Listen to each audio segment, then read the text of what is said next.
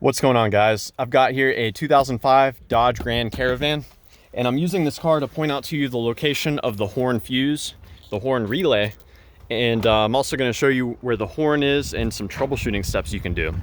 So let's start by removing this cover here. There's a tab here we push and another one right there. So we push those tabs in and lift up. The horn fuse is this 20 amp fuse right here.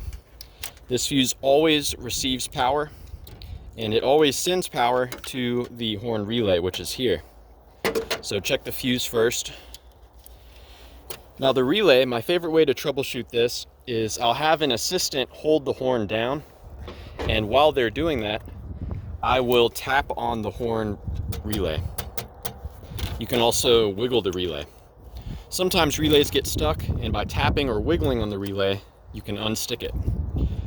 Beyond that, we can remove that horn relay and swap in a different relay. If after I swap the relay, the horn starts to work, then I know that my original relay was probably no good. Now, looking at the pins here, let's talk about how this is wired. So I mentioned the 20 amp fuse. That sends constant power to two different pins. So power from this fuse is always present here and here. Now this relay itself is controlled by the computer.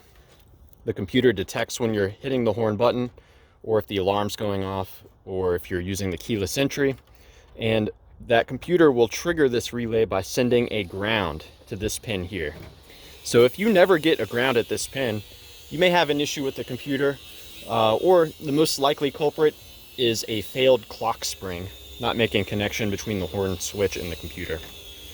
When this relay is triggered, it will take power and send it into this pin here. This pin goes directly to the horn itself. You yourself can send power from the battery into this pin, and it should result in the horn going off. Now let's take a close look at the horn itself. Now you can get to it by removing, there's a cover here, and with that removed, we can see the horn. There's actually two horns, this one and that one, but they're both receiving power from the same place. If you don't feel like removing the cover, you can also get a good look at it from the bottom here. If we just look up through here, we can see those are the horns there, and that's the connector right there as well. So the horn will need to get power from the relay, and it also needs a ground also. So yeah, I hope this information was helpful for you, a good starting point. Please do let me know if you have any questions, or more importantly, if you have any advice for troubleshooting the horn on your Dodge Grand Caravan. Thanks for watching.